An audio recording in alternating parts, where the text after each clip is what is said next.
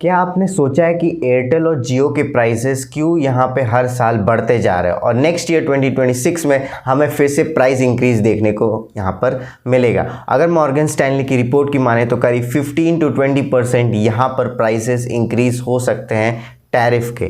और आपके मन में ये सवाल ज़रूर आया होगा कि आखिर में प्राइसेस क्यों यहाँ पर इंक्रीज़ हो रहे हैं। और आपने एक और चीज़ यहाँ पे सुना होगा जो कि है ARPO यानी कि एवरेज रेवेन्यू पर पर्सन। इसका मतलब क्या है, मैं नेक्स्ट 5 मिनट्स में आपको बताऊंगा कि 3 कारण है जिसकी वजह से यहाँ पर टैरिफ बढ़ते जा रहे हैं और साथ ही में यहाँ पर मैं बताऊँगा ARPO होता क्या है। तो होमीज़, मेरा नाम वेद है और आप देख रहे हैं चैनल टेकडरॉइड। इस वीडियो को लाइक और शेयर और सब्सक्राइब करना मत भूलना। चलिए वीडियो को शुरू करते हैं। वैसे तो 3 कारण है जिसकी वजह से टैरिफ यहाँ पे बढ़ रहा है, लेकिन उन 3 कारण को समझने से पहले यहाँ पर जान लीजिए कि ARPO क्या होता है। ARPO यानी कि एवरेज रेवेन्यू पर पर्सन। अगर मैं इसकी यहाँ पर बात करूँ तो देखिए, एवरेज अमाउंट ऑफ मनी एक कंपनी अर्न करती है किसी भी सब्सक्राइबर या फिर किसी भी यूज़र से। तो यहाँ पर होता क्या है कि जैसे कि एक एग्जांपल से समझ लीजिए कि यहाँ पे मान लीजिए जियो का है ना, जो रेवेन्यू है वो 100 करोड़ और उसकी जो सब्सक्राइबर है वो 50 लाख है। तो 100 करोड़ को अगर आप डिवाइड कर दोगे 50 लाख से, तो यहाँ पर जो एवरेज रेवेन्यू पर पर्सन आएगा वो 200 रुपीज़ आएगा। ये मैं एग्जाम्पल की तरह बता रहा हूँ। अब यहाँ पर आपको ज़रूर जानने का ये होगा कि रियल डेटा क्या है, एयरटेल और जियो का जो एक्चुअल ARPO है वो कितना है। अगर यहाँ पर लेटेस्ट डेटा सितंबर 2025 की बात की जाए तो यहाँ पर जो एवरेज रेवेन्यू पर डेटा एयरटेल का है वो ₹256 है और यहीं अगर जियो की बात की जाए तो ₹211 है। लेकिन यहाँ पर एक चीज़ है कि अगर किसी भी कंपनी को प्रॉफिट में रहना है तो उसका जो एवरेज रेवेन्यू पर पर्सन है वो यहाँ पर ₹300 होना चाहिए। और ये बहुत जो दोनों कंपनीज है वो इस चीज़ को अचीव करने में लगी हुई है। और आपको ARPO से अंदाज़ा लग गया होगा कि एयरटेल का ₹256 है, तो डेफिनेटली एयरटेल यहाँ पे ज़्यादा प्रॉफिट कमाती है जियो से। नेक्स्ट यहाँ पे आता है कि टैरिफ यहाँ पे बढ़ क्यों रहा है। सबसे पहले रीज़न की बात की जाए तो ह्यूज इन्वेस्टमेंट और नेटवर्क अपग्रेड्स। यहाँ पे देखिए, जब भी यहाँ पे 5G लॉन्च होने वाला था उससे पहले यहाँ पर एयरटेल और जियो ने बहुत सारा पैसा यहाँ पर इन्वेस्ट किया था।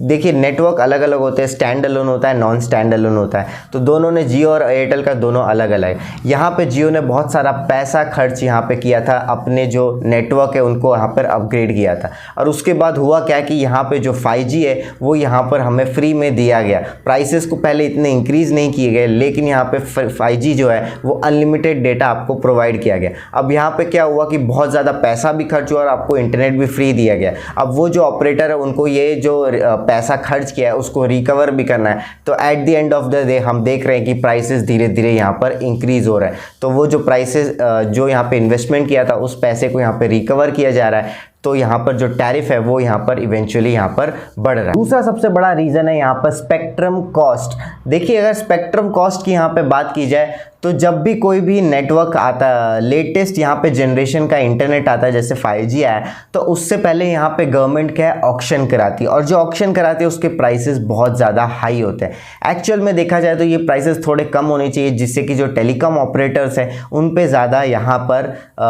बोझ ना आए। लेकिन होता क्या है कि बहुत ज़्यादा महंगा होता है स्पेक्ट्रम, जिसकी वजह से क्या होता है, at the end of the day हमें फ्यूचर में जो टैरिफ है वो बढ़ते दिखने लगते हैं। अब यहाँ पे मैं एग्जांपल से बताता हूँ कि रिलायंस जियो ने एक्चुअल में यहाँ पर कितना पैसा खर्च किया है स्पेक्ट्रम में। देखिए, अगर रिलायंस जियो की बात की जाए तो वो करीब 88,000 करोड़ का यहाँ पे, या यूं कहे $11 बिलियन खर्च किया था 2022 में 5G स्पेक्ट्रम के लिए। और ये जो है एक्वायर किया था यहाँ पे nearly half of the airwaves जो कि लो बैंड के हैं 700 मेगाहर्ट्ज का। अगर यही 2024 की बात की जाए तो यहाँ पर 974 फिर खर्च किया था एक 1800 मेगाहर्ट्ज के स्पेक्ट्रम में, जो कि बिहार और वेस्ट बंगाल में। और यहाँ पे अगर 2025 की टोटल स्पेक्ट्रम वैल्यू जो है वो करीब 1.47 लाख करोड़ है, जो कि बहुत ज़्यादा पैसा खर्च किया था। ऑब्वियस सी बात है कि ये जो सारा पैसा है वो यहाँ पे ओवर द टाइम दिया जाएगा, एक ही बार में नहीं जाएगा। और जो इसका टाइम है वो करीब 20 साल के आसपास होगा, तो यहाँ पे भरना है। लेकिन आप देखिए स्पेक्ट्रम का कॉस्ट कितना हाई यहाँ पर जा सकता है। इसलिए यहाँ पे गवर्नमेंट से तो खास रिक्वेस्ट है कि जो स्पेक्ट्रम के जो ऑक्शंस होते हैं उसके जो यहाँ प्राइसेस है उसको थोड़ा यहाँ पर कम किया जाए। नेक्स्ट यहाँ पे है कि रिलायंस और यहाँ पर एयरटेल का बिजनेस स्ट्रैटेजी। देखिए यहाँ पे दोनों कंपनीज लगी पड़ी हैं ARPU को बढ़ाने के लिए। उसके लिए यहाँ पे ये लोग क्या कर रहे हैं कि जो भी OTTs हो गया, AI हो गया, उसके साथ यहाँ पर क्या है कोलैबोरेशन कर रहे हैं। देखिए आप यहाँ पे देखा होगा कि आपको AI यहाँ पे बहुत सारे फ्री मिल रहे हैं, साथ ही में जो OTT सब्सक्रिप्शन है वो भी आपको मिल रहा है। अब एग्जाम्पल के लिए देखिए कि यहाँ पर एयरटेल का जो A59 वाला जो पैक है जिसमें 2 GB पर डेटा मिलता है 84 डेज के लिए, उसमें आपको यहाँ पे कोई भी सब्सक्रिप्शन नहीं मिला है। लेकिन 1000 रुपये वाले में चली जाइए तो वहाँ पे आपको हॉटस्टार मिल जाएगा। तो क्या कर रहे हैं यहाँ पर डिफरेंट OTT प्लेटफॉर्म्स के साथ यहाँ पे कोलैबोरेशन किया जाए, जिसमें आपको नेटफ्लिक्स, प्राइम वीडियो, ये सारी चीज़ें आपको मिलेगी। लेकिन आपका जो ओवरऑल टैरिफ है वो यहाँ पे बढ़ जाता है, क्योंकि कंपनीज को यहाँ पे ARPU बढ़ाना है तो यहाँ पे कोलैबोरेशन कर रहे हैं। At the end of the day जो टैरिफ यहाँ पर बढ़ रहा है। अब ये जो प्राइसेस बढ़ रहे हैं इससे बेनिफिट और लॉस किसको हो रहा है? देखिए बेनिफिट की बात करें तो डेफिनेटली एयरटेल को यहाँ पे काफ़ी बेनिफिट होगा, क्योंकि जो उसका ARPU है वैसे ही सितंबर 2025 में ₹256 पहुँच चुका है और जल्द ही ये नेक्स्ट ईयर या उसके आने वाले साल में हमें 300 के भी ये पार देखने को मिल जाएंगे। तो यहाँ पे जो प्रॉफिटेबिलिटी की बात की जाए तो एयरटेल बहुत ज़्यादा अच्छा कर रहा है, क्योंकि इसके पास तो एक तो प्रीमियम सब्सक्राइबर बेस्ड है, पोस्टपेड के भी अच्छे खासे सब्सक्राइबर है। जियो की बात करें तो 500 मिलियन सब्सक्राइबर ज़रूर है, लेकिन जो बेस जो एयरटेल का है वैसा जियो के पास नहीं है। अगर यहाँ पे वोडाफोन की बात की जाए तो ये इतना ज़्यादा तो यहाँ पे नहीं चल रहा, खुद डेट में फंसा हुआ है, और BSNL तो कहीं से भी 5G में है ही नहीं, 4G पहुँचा ले वही बड़ी बात है।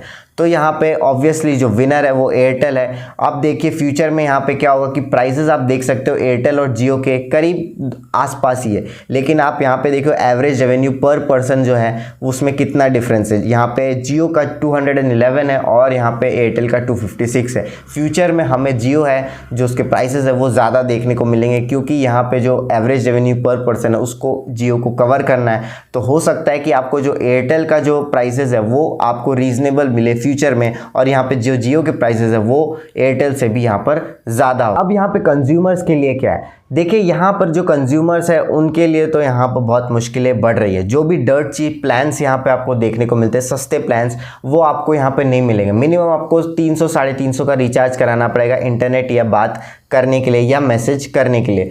तो यहाँ पर प्राइसेस बहुत ज़्यादा तेज़ी से यहाँ पर बढ़ रहे हैं, और आपको फ्यूचर में यहाँ पे OTT के साथ जो कोलैबोरेशन है, AI वालों के साथ जो कोलैबोरेशन है वो ज़्यादा देखने को मिलेगा, क्योंकि यहाँ पे कंपनीज अपना ARPU बढ़ाना चाहती है। साथ ही में यहाँ पर जो इस साल जो 15 से अगले साल जो 15 से 20% का यहाँ पे जो इंक्रीज़ होगा उससे भी बहुत इफेक्ट पड़ेगा। एग्जाम्पल के लिए जैसे मैं बताऊँ, एयरटेल का 859 का जो पैक है जिसमें 2 GB पर डेटा 84 डेज़ को मिलता है, वही प्राइस आपको अगर 15 से या फिर यूँ कहें 20% से बढ़ जाता है तो वही प्राइस वही पैक आपको यहाँ पे करीबन 1130 रुपये पड़ेगा, और उसमें आपको 2 GB पर डेटा और 84 डेज तक का मिलेगा। अगर करंट में देखा जाए तो 1030 के आसपास एक पैक भी है जिसमें आपको हॉटस्टार का सब्सक्रिप्शन मिल जाता है एयरटेल में। अब यही सोचिए 859 वाला 1000 वाला हो जाएगा, लेकिन उसमें आपको कोई सब्सक्रिप्शन नहीं मिलेगा, वो एक बेस प्राइस का हो जाएगा। तो यहाँ पे करीब आपको बहुत ज़्यादा पैसा देना पड़ सकता है।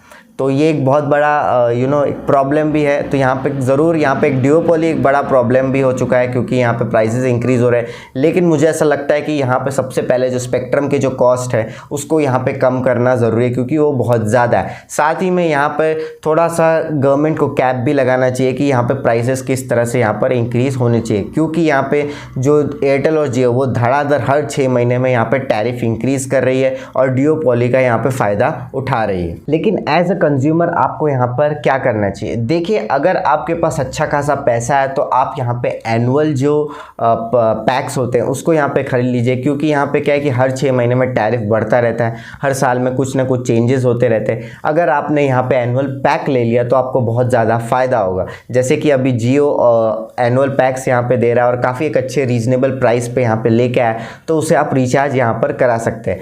ठीक है, साथ ही में यहाँ पे कोई भी शेयर्ड प्लान्स आपको मिलता है, ठीक है, जियो का, तो उसको भी आप यहाँ पर यूज़ कर सकते हैं। दोस्तों इस वीडियो में ही इतना ही। अगर आपको ऐसा वीडियो चाहिए कि जिसमें एयरटेल और जियो के प्राइसेस के यहाँ पर मैं कंपैरिजन करूँ, पहले कितने प्राइस था अब कितने प्राइस था, तो उसे ज़रूर से मुझे कमेंट में बताइए, मैं इस पर नेक्स्ट वीडियो ज़रूर बना दूंगा। लेकिन चैनल को सबसे पहले तो सब्सक्राइब कर लीजिए। मैं मिलता हूँ आपसे नेक्स्ट वीडियो में, तब तक के लिए जय हिंद, जय भारत, वंदे मातरम।